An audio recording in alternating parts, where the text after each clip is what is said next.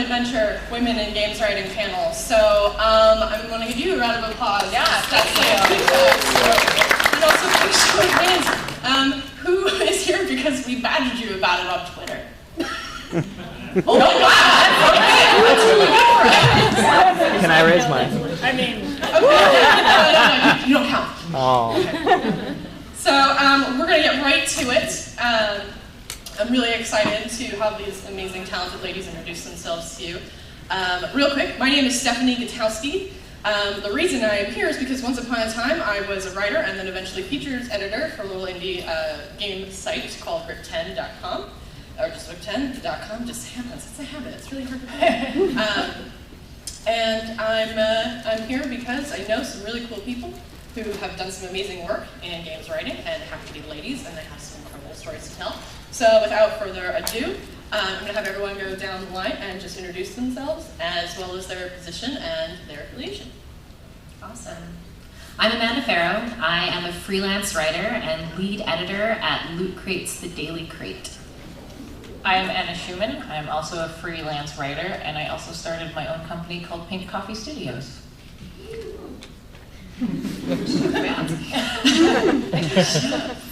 I am Eschenbacher. I am a VO producer at ArenaMet, but I also do freelance Japanese to English translation for a number of clients. Yeah. My name is Aenne Mitsoda. I am a writer, designer, and co-owner of DoubleBear Productions. So those are some pretty varied titles, and you obviously represent some very cool organizations.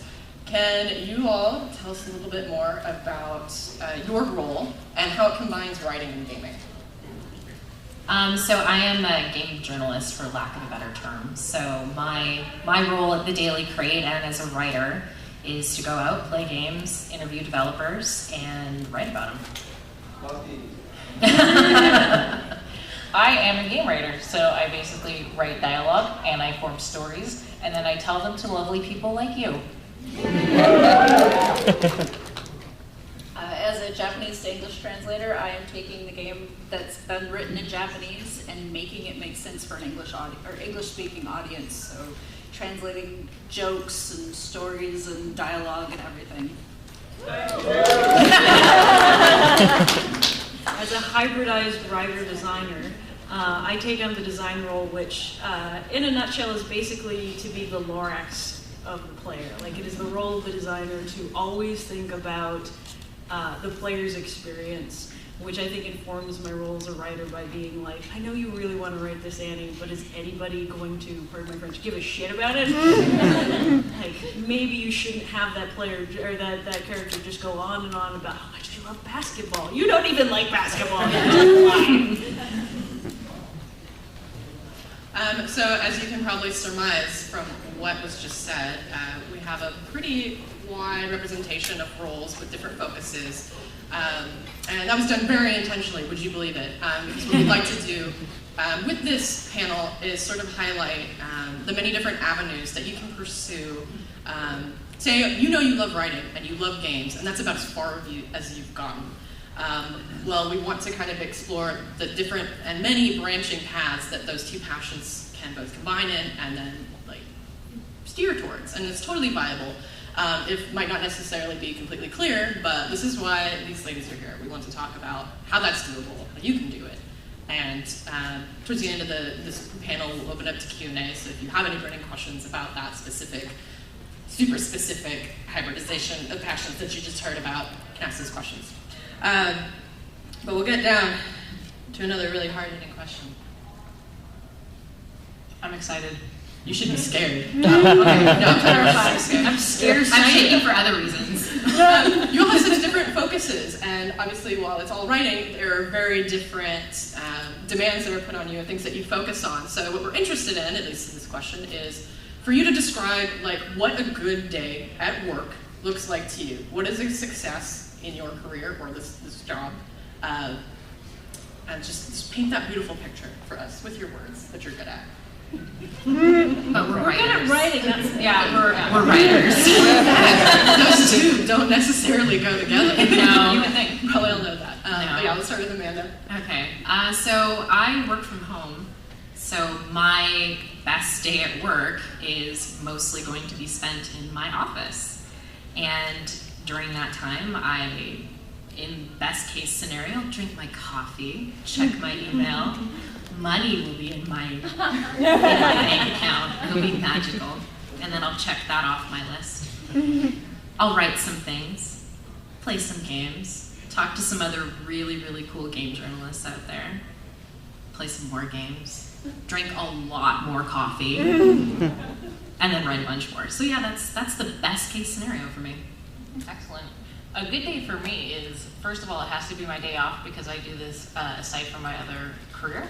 And on my day off, mine also includes getting coffee. I will wake up, I will work out, I will go to a coffee shop, I will set up my tablet, and then I will just write until I can write no more. And hopefully I don't get distracted by Twitter because that is the hardest thing. Oh, that is the real problem. Yep. And that's a good day, and then I just write until I'm like, all right, I can't think of any more words. And then I go home, yep, and play video games, so. It's a good one. For me, because I'm translating, I'm already starting with somebody else's words. So I have a word count or a character count I need to hit for the day in order to hit a deadline for the project. So I am, a good day for me is working through all of those words that I need to get through and making them make sense, making them sound wonderful in English, and hitting all of those jokes that just, they're obscure Japanese puns. Let's come up with something that would make sense to somebody who doesn't speak Japanese. Well, starters, I'm very different. I'm a tea drinker. I know that throws the whole magic of this panel off. How dare you? I'm going to throw out my notes now. So I work from home, and I coordinate with the rest of my team through Slack. So Slack, the chat room that actually works. So it's nice to sort of have a morning scrum and coordinate with my team. And it's a great opportunity to be like, is everybody on, has a good trajectory and is passionate about what they're doing? Good, now it's about me. And a good day for me is one that sort of hits on two things, balance and tangibility, which are kind of weird topics.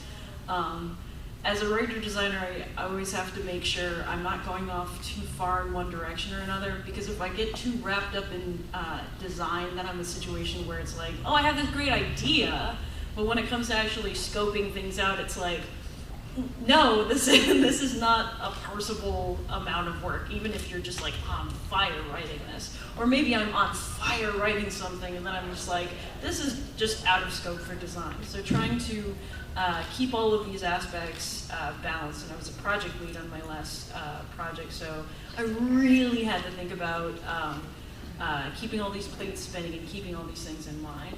And as far as tangibility, that doesn't just mean that if I wrote a lot, or if I designed a lot.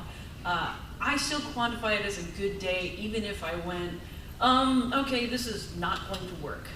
Because I have an answer from that, and it's not going to work. I might have done some work for it, but it's a situation where I can see a direction. Even if I haven't filled everything out, just knowing where I'm going is a nice element of tangibility. And if I feel like I could step away happy from my awesome layer-like computer and go have the rest of my evening without being like, I could do, and I need to, which is always hopping around in my head, but if I don't feel that imperative, that's a good day, and I can move and do some witching. Witcher.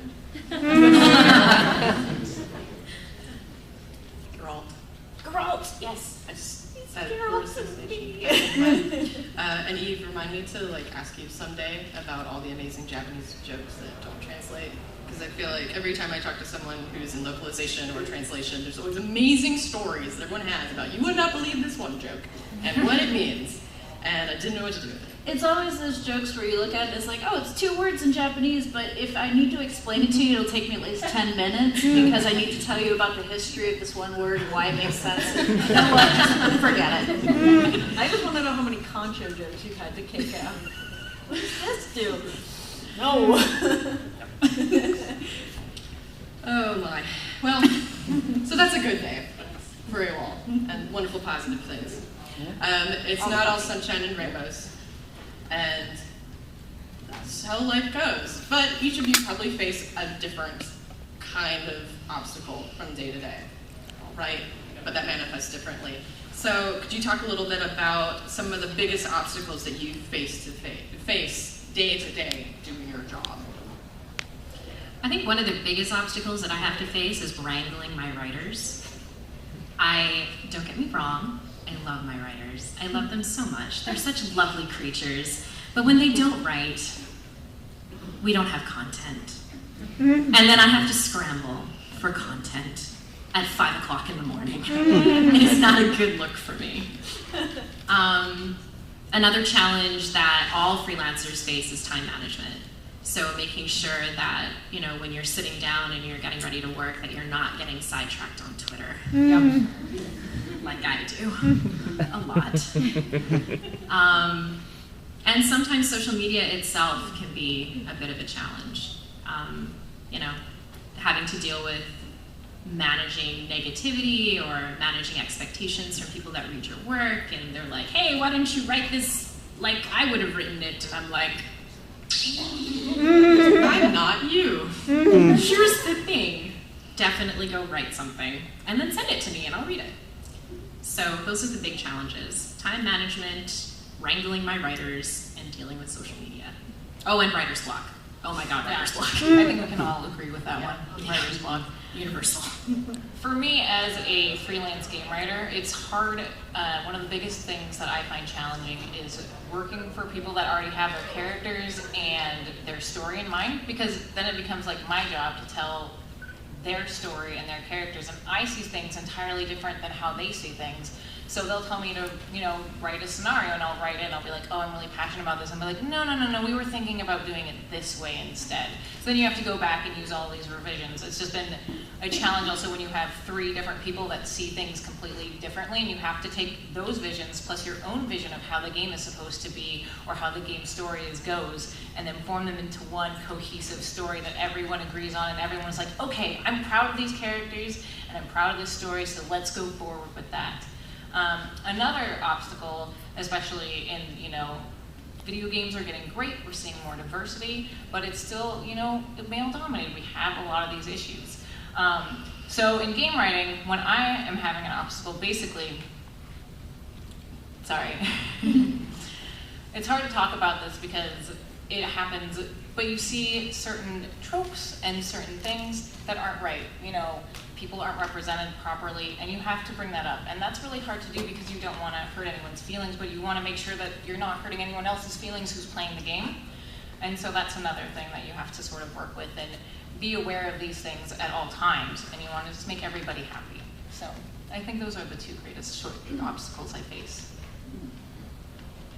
For me, to spin off of the tropes thing, because the game's already made in another language, sometimes I have to just stand back and say, I'm only the translator, I can't fix this. The art's already done, there's only so much I can do. You just have to stand back and say, nope, I'm just a translator, I am a hired gun, I can't fix this. Not my monkeys, not my much. But for me, I think my biggest challenges would be character limits in social media, and those are 2 very different things. So, a lot of my translation work that I do is for handhelds. I used to work at Pokemon, and Heart Gold, Soul Silver, that was me. But because the handheld screen is only so big, you have to not only translate the Japanese to the English, but make it make sense, and make it fit in 32 characters and 2 lines.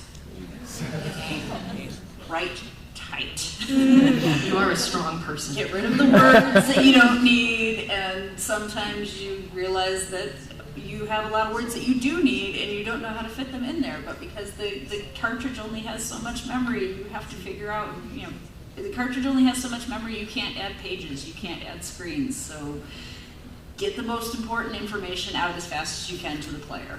I like shorts. They're comfy and easy to wear. Not by writing, but yes, exactly that's what I'm saying. And the social media thing, for me, has been watching all of the people who have no understanding of what it is I do go, the stuff's already written, why the heck does it take you so long? You just type, geez, you should be able to translate an entire game in like 2 days, right? Because I can do that. I'm like, sit down with a book and a keyboard and see how fast you can write, because it's not a couple of days. 6 weeks was the minimum. Yeah, Pokemon projects usually ran about 6 weeks, start to finish. It's pretty fast. Ooh, girl. Hardest day for me is always anytime I have to sit down and do editing, and that is both actually editing, writing, and editing my design. Sitting down and going like, okay, this isn't gonna work. I've made this like awesome.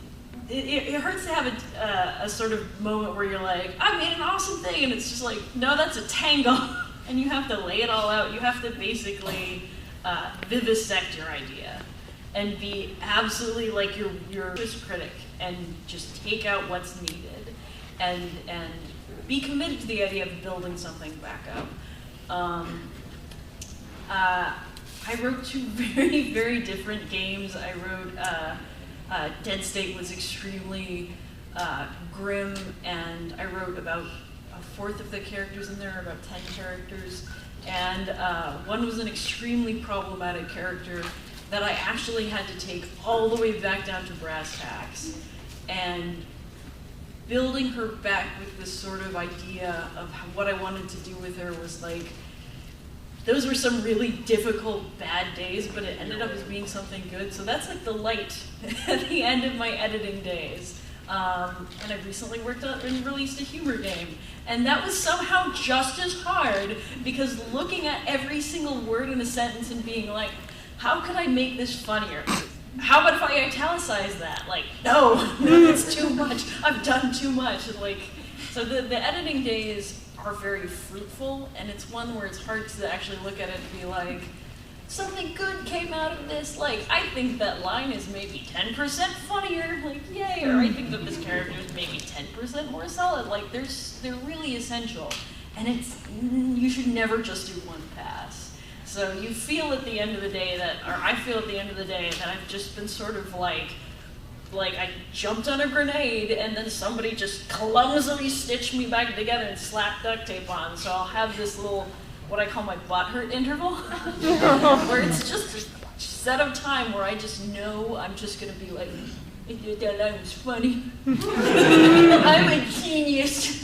And that's a time that I need, and I think it's a time that everybody needs to just get through stuff. Because the more you try to tamp that down, like, no, I have to be better, everything's okay, it's just gonna be like, and you'll just have some sort of breakdown where you're like, I'm amazing, I'm terrible. So what you're saying is the creative process. Yes! You just have to moderate stuff. Like, just have a time to just, or at least this works for me, to have a time to just be butthurt about something and let it get through my system, and then I can be like, all right, I'm a professional again.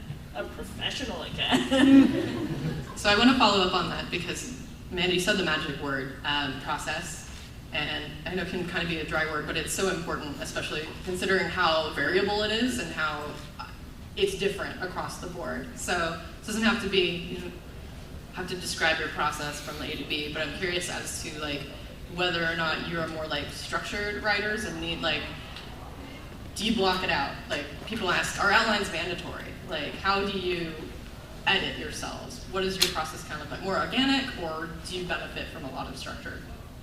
I think it depends on the piece. If I'm writing a particularly long, think piece, for lack of a better term, generally structuring it out is a better idea. Otherwise I end up meandering and I am off in the stars somewhere and the editor is like, so I feel like you were trying to say something here, but you didn't say it.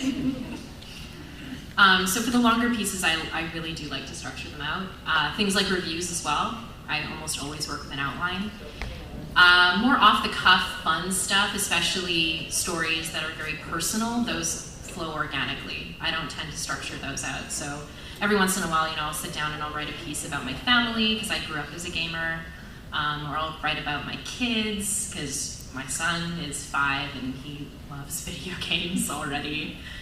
But those are the kinds of pieces that come organically. And as far as self-editing goes, I will make sure that I put my pieces through my own, grammar, spell checks, logic tests, and to make sure, this is something that I learned a long time ago, reading aloud to yourself to make sure it sounds good, not just in terms of the words that you're using, but in terms of your cadence.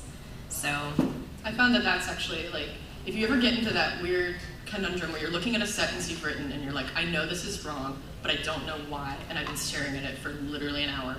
It's just, as soon as it's spoken, even if it doesn't make it completely obvious, but you see it. Yeah. And sometimes that can just be what, like, there's like, oh, there it is. No one says this. Yeah, this is not actually a phrase that humans utter. I don't speak your crazy moon language. Hello, kids. Hello, kids. Yeah, so that's generally how it looks, and then I'll go and pass it off to, like, at the Daily Crate, my editor-in-chief. She'll always look over everything that I have, and sometimes I'll pass off my other pieces to my writer friends, and they'll look at it and be like, have you thought about this? Can you flesh this out? What do you think? So lots of back and forth, lots of batting around ideas, and generally remaining open to the fact that things change in a huge way from the time you sit down and you think about a piece to the time that you write it, to the time that it gets edited, to the time that it actually gets published. So just be really comfortable with, killing your darlings. Yeah. That's something that I've had to deal with too. I also like to speak out loud because I do a lot of dialogue too. So for me, speaking out loud, really helps me, especially when I'm like at the coffee shop and then people think I'm crazy because I'm speaking the dialogue. I like to act it out too. Yeah, it's great.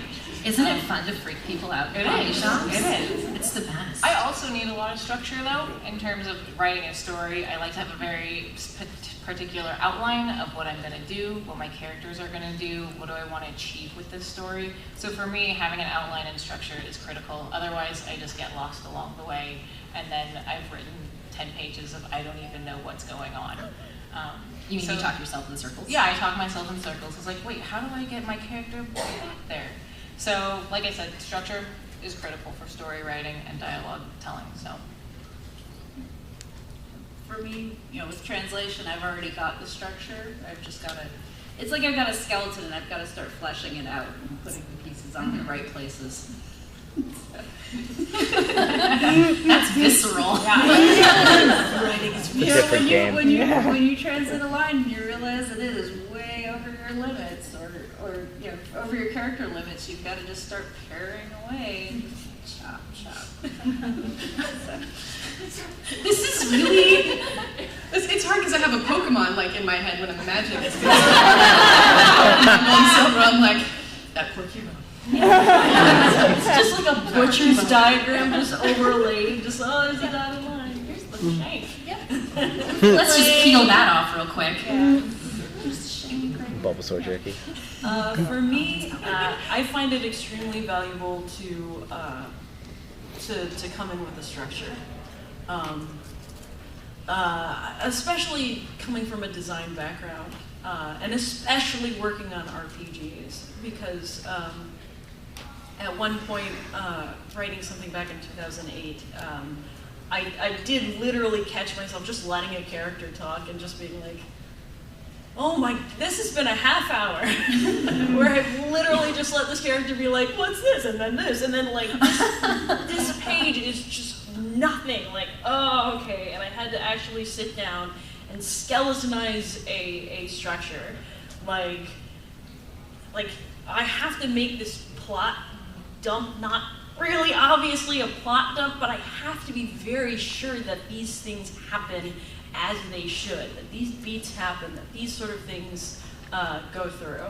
And so once I have some sort of, even if it's just sort of like, oh, I dashed stuff off on like a Word doc, just literally just a couple lines of, oh, I gotta do that and that and that.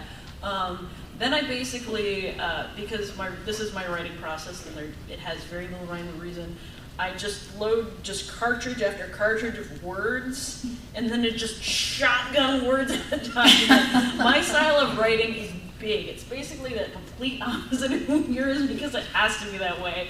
Like my first draft stuff is like this long. It's just like, oh, and then there's this, and then there's these words, and then there's words, and then there's more words and words.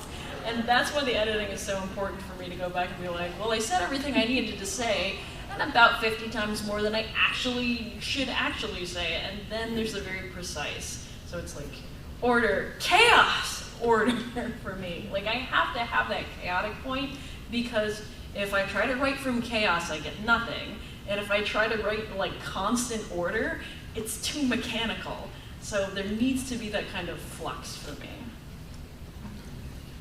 I'm going to change gears so hard, it's going to kind of... Are we going to get whiplash? I can't. Be gentle. I'm making no promises. We should all just do the Star Trek console hit. That was good for being totally ad-lib. Okay. So we'll work on that.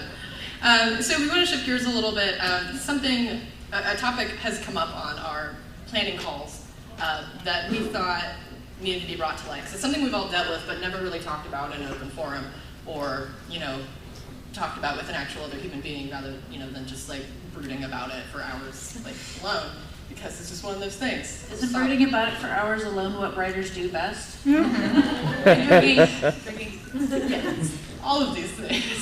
But we wanted to talk about placing value on one's work. This is especially a big topic when we look at freelance, or writers who are first starting out and maybe starting off with smaller outlets or companies, and asking the question, is it okay to write for free? And that can be a really hard question because there's a lot of things that go into it. It might be easy to say, no, of course not, but there's more to it to that. So I wanted to pose that question to the panel. But I'm going to search a little bit better. Like, is it ever okay, like in your experience, to write for free? And if so, when? What is your dark brooding thought? What are your dark brooding thoughts around this, basically? I don't know if I have dark brooding thoughts. It can be about light. this. It's fine. So freelancing is just a really interesting creature. I think that I'm relatively new as a freelance writer, so that's a thing. But I was a freelance designer and developer for a number of years. And I remember when I first started out, I was asked that same question about, do you ever work for free? And I think it's a matter of circumstance. When I first started working as a writer, because I've been a writer for a number of years, for 6 years, I guess, this year. And this is the first year that I have been paid as a writer. So it's been a while. It's been a long time. So when I was building up my writing portfolio and working for smaller outlets and building an audience, a following, whatever, people that want to read what I have to write, I think that it's a good thing to write for free, at least in the beginning. Don't do it for 6 years. Don't. That's not the smart thing to do. You do it for a little while. You go out and you pitch your writing to places that have either a similar tone to the way that you like to write, or they're looking for people that are more like you, that have your sparkle, I guess. And they help connect you with the right kinds of people, with the right kinds of audiences, and you build and you build and you build, and then you finally get to the point where people know who you are. And they're like, oh no, I would totally pay that chick to write. Because she'll bring numbers, she'll bring an audience, she'll bring more than just words, she'll bring an experience. So at the beginning, yes. When you're building your career, I don't care if you're a designer, a developer, whatever, when you are building a name for yourself at the beginning, still treat it like a profession, but don't get attached to the numbers. But don't do it for 6 years. Definitely, I feel like not 6 years. I mean, I would go along the same lines. Like I wrote for free. I started with Press to Reset, which is a little indie little Press to Reset. Reset in the house. So when I first started, you know, that's what I wanted to do. I just wanted to get more experience and write with my friends. So I did that, and then once I was in this position to then, of course, get paid for it, like that's great. So definitely, also for game writing, like game jams are invulnerable. Like you can do game jams all the time, and it's free, and you get to build up, you know, your muscles. Yeah, you get a lot of experience through that. So those are also, you know, free projects that you can take advantage of, that you have something to show for too, and then, you know, show that to other people. So yeah, yes and no. Yeah, it's a really fun question. Yeah. For me, free samples are kind of the way to go. That sounds wrong. In that, when you start working with a freelance translation company, the standard is that they send you a test. They'll send you 1,000 characters of translation to do within a certain amount of time. You know, you have to email it back within a certain amount of time. What they're doing is making sure that you can give them quality work within the time frame that they want. And once you've done that, you're in with them. They've seen what you can do, and you're on their books, and they'll contact you when they have projects. And then once you've built up a big enough body of work, you can just contact them and say, like, hey, I translated Pokemon. And they're like, oh, well, we're all good to go. You don't have to do the test. You know, once you've got your body of work, once you've got your connections, once you've established yourself, then I think that's probably where you should be like, nope, you know, I'll do the freelance test if you need that, but past that, like, my work should speak for itself. Actually, I've been running into this myself as a question, and like I said, I tried to approach it in the same way that I approach a lot of writing, which is to try to give structure to it, going, all right, I've been in the game industry for 12 years, but admittedly, with the exception of writing 5 articles for the Examiner under a pseudonym, I have never done any freelance stuff, and I'm not a name in the freelance industry, so that's something. And asking for the material is a little bit more obscure or very precise in tone, getting something like a tone test or doing something like a tone test for something's appropriate. But always keeping in mind things like the scope of the project as a whole, your available time frame, your overall experience as well as relevant experience. And also the thing that snagged me, and I've seen it get other people too, is side research. Because if you agree to do something and you're excited about reading up on it, like if this is gonna take 4 extra hours of your time to read the hell out of a wiki, so that you're not, just sort of going, well, okay, and then there's a thing, and there were people, and this is basically useless because it's grounded in nothing, then that's something to consider as well. Like, it depends on the sort of scale of the contribution. Because there's most of the time, if you're writing in a setting, we're talking fiction specifically too, or even just if you're writing a story about a thing that requires research, that's something to factor in. And it's very nebulous. It's hard to sort of factor in elements of that. So trying to get a sense, to just sort of feel things out to begin with. How much is going to be required of me to get into this? And also the editing process. Because if you think you're just writing this, but this is going to be edited like 5 times and they're expecting a new draft every time, that can get you as well. So there's a lot of factors to sort of balance through, and a lot of times it's just trial and error. If you wrote something for free, didn't feel like you feel like you should have gotten paid for it, that's a lesson that you take from it. Mm-hmm, definitely. And you still have material out there. Yeah. So trying to look at it with a net benefit is like, well, I'm going to chalk that one up to things learned and have a better estimation thing. So that's credit.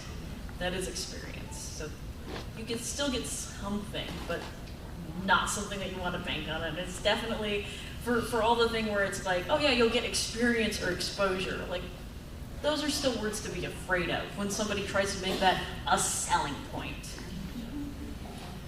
I want to chime in because I have some personal experience with this as well, both in like managing like an editorial team and calendar where, you know, these projects are actually being logged by the hour and you have someone who can only write for so many hours. Estimating the time it takes to get from like draft to final to actually like staging it on whatever website or wherever it's going is a whole other thing. So being honest about those hours, what they really look like, is really important. Not like undercutting yourself doesn't help anyone, not client, not you. That's why it's always important to track your time. Yes, super. And there are some amazing time tracking tools out there if you're like don't know where to start about that. I love Harvest. It's amazing. Just press a button and it's like, well, let me micromanage you. It's great. And as someone who asked that question for a couple of years, is it okay to write for free? I went back and forth with this for a while, and it just boiled down to, what do you want? What is important to you? Like, are you okay with the deal you're getting? And like understanding that, you know, you don't just have to sit there and like do my 2 years of not being paid, but like there are opportunities. Or 6. Or 6. It's okay. There are, you know, you can look to, there are major, speaking specifically to like video game journalism, there are a lot of outlets, like big outlets you're familiar with, like IGN and Game Informer, that want pitches from individuals, even if it's just that one piece. And what I found, has worked for some people who I've spoken with, is they'll write for free for that indie outlet because that indie outlet is doing that work for them. The site is maintained, they don't have to pay for hosting. They get to go to E3 and PAX and interview cool people. Meanwhile, they're pitching stories. They're waiting to like see when like, something finally lands. It's just sort of like managing your expectations and working at your pace that you want. Like, do you want to like get paid now? Okay, we'll work at it. Like, it's not. It's And not you better work. You gotta hustle. Mm-hmm. But it's a really personal decision, and it's just always be honest with yourself. I mean, be true to yourself. There are a lot of different ways to do this. I would say there's no real, clear path, but options. Oh my gosh, my screen went away. Where's my next question? Oh no. I got it. We're good. Nailed it. Nobody panic. The panel's saved. So this next piece, should we go straight into the treat? Or do I open it up for...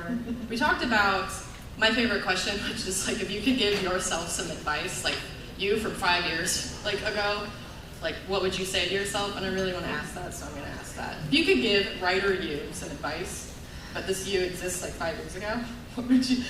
Is the number 6 going to be... It's cool. Okay. It's okay. We're going to get through this. This is part of the healing. We're talking about it. I'm sorry, guys. It's now turning into group therapy. Buckle up. What would I have said to myself 6 years ago when I first started as a games journalist? I think the advice I would have given to myself would have been something, and we're not even talking about the payment thing, although I would have been like, girl, can you please? Can you just not?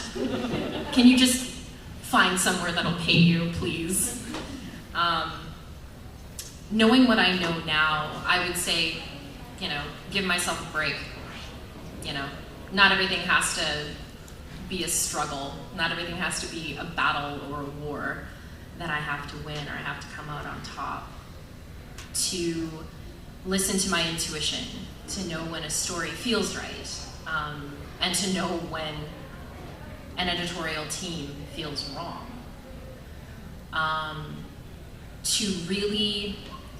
To write every day, to just never stop writing.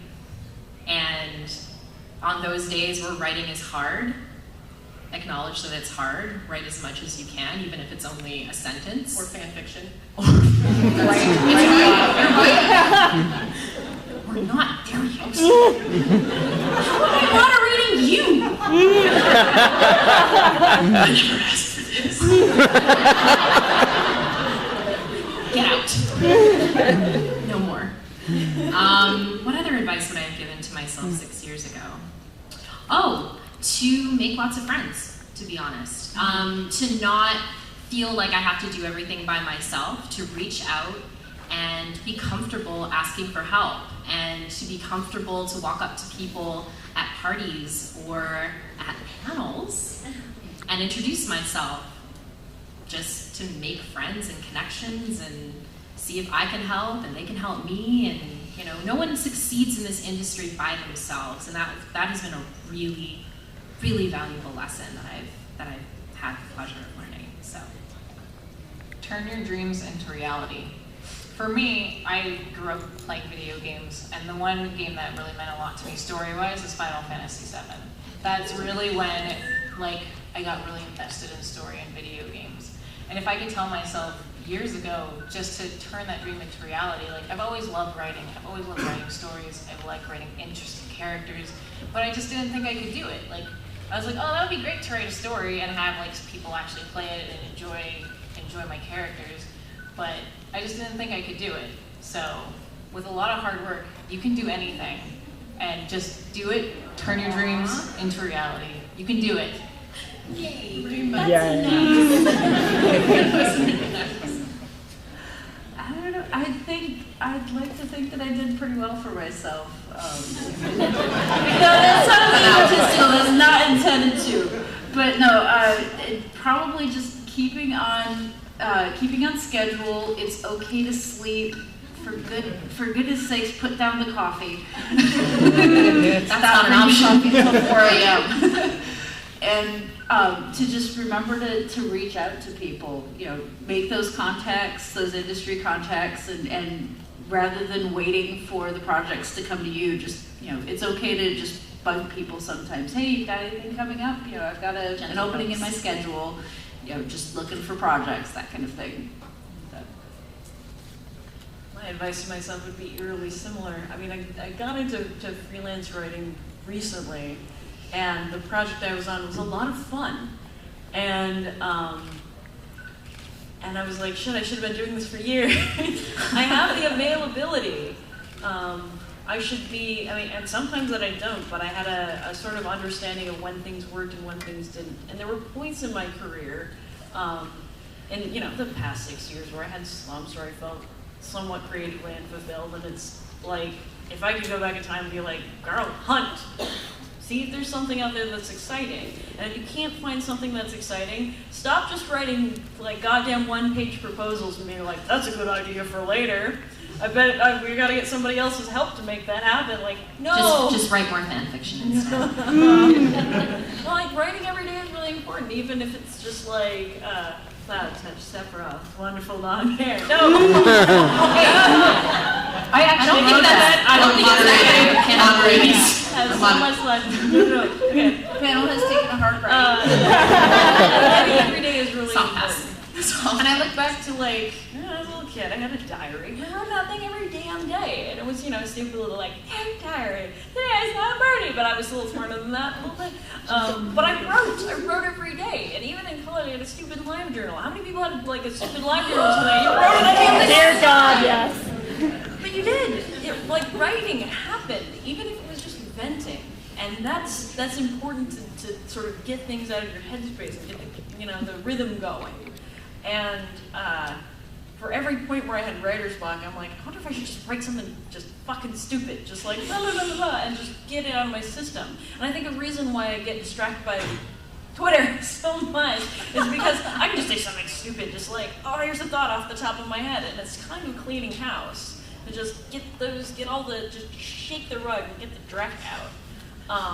I'd also like to mention, we know this isn't an 18+ panel, but we didn't know that until today. Sorry, so we're sorry for the swearing. A lot. If that's offensive. And I wrote also, definitely don't follow me on Twitter if that's offensive. Yeah, wow. None of us. I looked around and I was like, everybody's heard the S-bomb, all right, sorry. I am the one who does this first, but yeah, the writer. I wrote a game that had zombies in it and people died.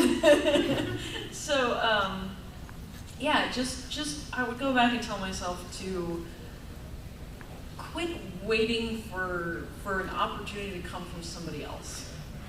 There's so many, I've gone up on panels and people have asked me how to get in the game industry, and I do the like, make a game yourself, and I need to turn some of that information back on myself to be like, if there's a side project that you think is interesting and is achievable on your own, just noodle with it. There's plenty of things, like my most recent game, Panic at Multiverse High, that just came out less than 3 weeks ago and is available on Steam. Sorry, I have to say it. That's a Ren'Py game. And I started noodling around with Ren'Py as just a temp thing to look at cutscenes at for another game. And I was like, this is actually very powerful. And stuff out there like Twine and even Unity and Unreal 4 has a lot of opportunities for somebody who just has good ideas to just like make something together. And here's the thing, it doesn't even need to be a full idea. Like it doesn't need to be your own good idea. Sometimes it's a beautiful bad idea and you find out exactly why it's bad.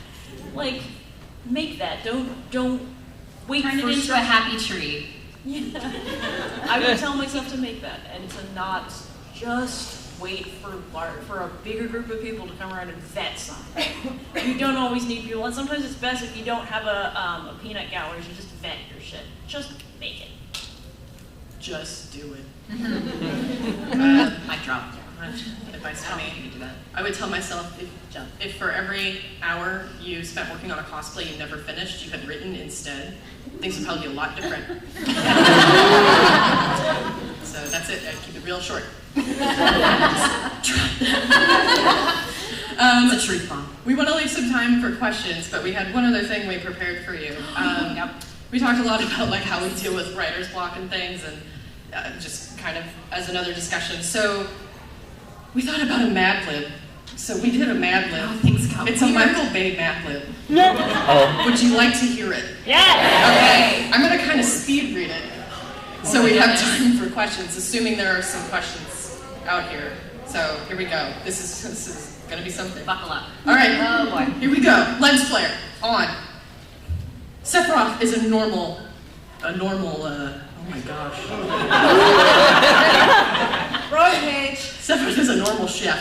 Then one day, a fish tank explodes, causing a truck to blow up. And a nearby scepter erupts into a rhombus of flames. Caleb realizes, oh wait, no, it's supposed to be the same man's name. Sephiroth realizes that he's being chased by the government. Who's trying to flaunt him.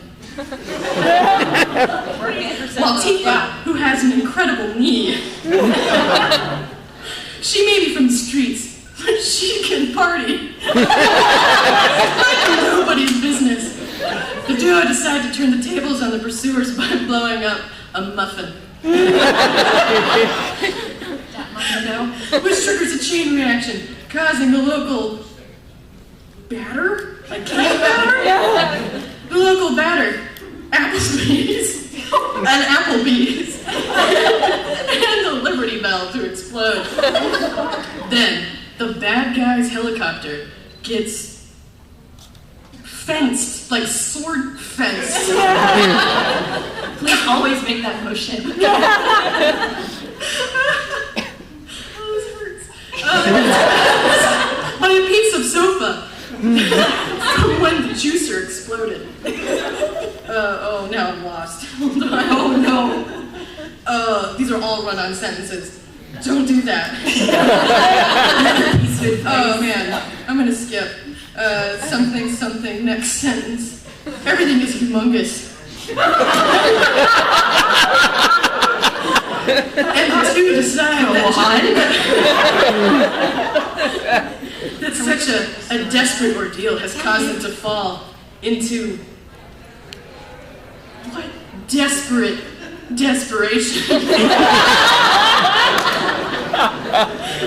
They fall into desperate desperation with each other. They decide to celebrate by drinking on the robot, and they even manage to use a murder of crows from the beginning of the movie to gyrate the whole story together.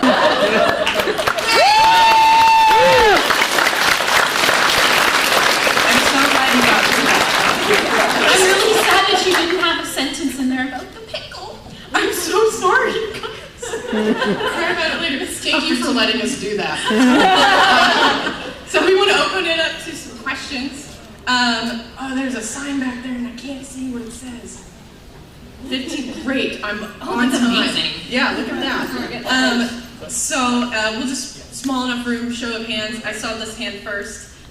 Quick preface here. I'd like to limit to one question per person. If you need to kind of clarify and give some background, that's great, but please limit that background information and try to avoid tangents so we can get to as many questions as we can. Thank you. Is this thing on?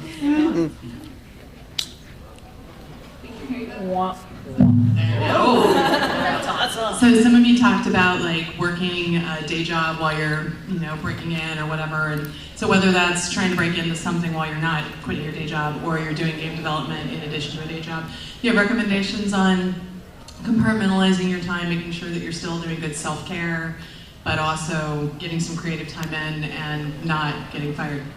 Oh, pick me. Pick me.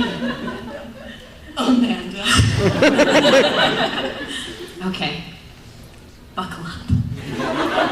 This isn't going to be a 6-year thing, I swear. So for a really, really long time, like up until this year, I had other jobs. And in fact, currently I still have an additional muggle job. That, it's a thing. It's a real thing. Where I, have to pay the bills. And sometimes writing doesn't pay the bills, guys. Definitely doesn't sometimes. So how I have always structured my time is I'm a time blocker, and I am meticulous about tracking my time. I don't use Harvest. I use Timely. But it is fantastic. I sit down, I block out my week, usually on Sunday afternoons, and I block out which days I'm going to be writing, which days I'm going to have to do the other work. Back when I had an actual, for real, sit in an office job for 7 months. There's a reason why I was an entrepreneur for a long time. I can't. It's not good. I'm not a good employee. That's why I freelance. So for a long time, all that was just time blocking and making sure that my days were planned out in advance so that I knew exactly what to expect. That means that I had to be very firm about, only working on weekends when I had to, or only working, evenings when I had to, because I also had to make time to spend time with, I have 2 kids and a husband, and sometimes I have a life. Do I? I have a life on Twitter. Yeah. So at least Twitter, there's I that. have a life. Yeah, Twitter thinks I have a life. Twitter loves me. But yeah, being really meticulous about where your edges and boundaries are is how you manage to maintain your sanity in the midst of having that muggle job and managing to work on what's also important to you for your passion projects. I feel like I'm completely the opposite. Like, Go amazing. I need to have as many things to do as possible. Like I have to do my day job and then come home and do my other job, which is writing. And that, to me, keeps me really focused. I don't know why. I'm weird and I'm a masochist apparently because I like to be working all the time. But for me, sometimes it is important to take those breaks. My day job, I work at an animal hospital, so a lot of days I come home and I'm really burnt out emotionally and mentally. So it is important to take that time to recover. And then once you're feeling better, just keep going on, keep writing, and keep dreaming. So, my day job is the video games. So, the translation work I do is on top of that, and so I'm very honest with myself about what my pace is. And so when a freelance company contacts me and says, "Hey, we've got this project," I say, "This is my pace based on what I can get done on top of the day job after my son goes to bed." And so I can hit your deadline, or no, I can't actually hit your deadline. Here's what I can do for you. Maybe we can put 2 translators on this or something, and kind of negotiate with them going, you know what, I can do this on the weekends, I can do this on my evenings after the day job, but still focus on my family and just kind of be realistic with my time. What I tried to do when I worked on freelance stuff and was going forward is I'm most productive in the evenings. Finding the time where you are the most productive, where your mind is just sort of the most key. and being able to set time aside there. And what worked for me was to have both flex time and definite time. Like, I want to work on the project a minimum of an hour tonight. But if by the end of that hour, I'm like, I've just been digging around and like nothing's gelling, or I'm really tired and I can't work on that, it is better to then, because you have time mapped out in flex time, going, well, okay, I have this much available time. I can put this aside for right now, and have another time during the week to be like, okay, I'm on fire tonight. I can really make this happen. And at the very least, if it's like, this doesn't work, and this doesn't work, and you're near the end of the hour, you have that 3 hours to be like, or whatever, to be like, okay, now this is get it done time. This is definite time. I have that amount of time to be able to figure that out, and to just have a sort of minimum of like an hour to very much at least to just be like, I've been working through issues through this. I've been like trying to sketch stuff out. I've been trying to get words on paper. And at the very least, even if the words on paper aren't working, I've closed off other pathways and I have a better direction. So even if it comes down to that last 3 hours of like, let's get it done, I know where I'm going. So we have 9 minutes. I think that's enough time for a couple of questions. We might just have to limit the number of people. Who answer? I'm sorry. Oh, hi. Hi, yes. So I just quit my job at Amazon to pursue writing a little bit, not just for that reason, but because oh boy. I'm, a writer, but not, stupid. But I have to pay the bills somehow. Anyways, so one of my biggest challenges has been finding places that will pay you to write, because I don't expect to get paid, $500 an article right now. Obviously, that's probably way down the line. But how do you filter through the crap places that are going to just promise that they're going to give you quality projects, and then actually finding the places that aren't going to give you quality projects? I have a really short answer for this one, and then I'll pass it off to someone else. But basically, if part of the selling point to get you on board is that they hope to pay someday, they're never going to. More often than not. There are. I've made that mistake. Exceptions. For 6 years. I have never encountered one. So and if they're going to pay, they're going to pay hopefully competitively. So you just have to read and negotiate. There might be some more insight over here if anyone's experienced that. Just check their track record. If their web page doesn't have anything quality on it, they're not getting hits, they don't have any ads, or if, for me, a translation company doesn't have any games listed that they've worked on or that they've published, then that's kind of a red flag. Anything reputable you should be able to see what they've done. Yeah, absolutely. And another thing, crowdsource, ask. Go out and find people that are either currently working there or have worked there in the past or have worked on there at all. There are also tools you can use to basically assess what an outlet, like if you're writing for a web outlet, you can assess their viewership, or not viewership, but Alexa is your friend. Alexa is great, and you can see how many clicks they're getting a day. So if they try to sell you a story that they don't get that many visitors, so they're still building, but you can see that based on the kind of ads they have on the site, the potential revenue they're bringing in, that story doesn't fly, then trust your instincts. So an outlet that has that revenue and is, it doesn't necessarily have to be super huge, for variety online, but there are other outlets where that math adds up and they will pay. You just ask and look at what they're advertising for, what they're looking for. But don't believe that lie. We hope to pay someday. Just firm pass. Hard pass. Hardest of passes.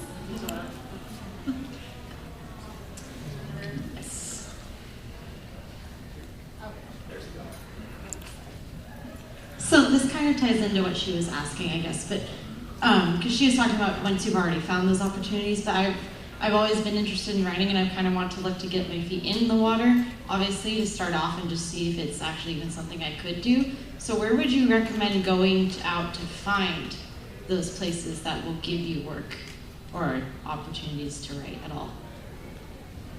Twitter. Seriously, I'm not even kidding. I built an entire career as a freelance designer and developer on Twitter, and I have built a new career, or I'm building a new career as a freelance writer on Twitter. Make those connections and ask. don't be afraid to ask.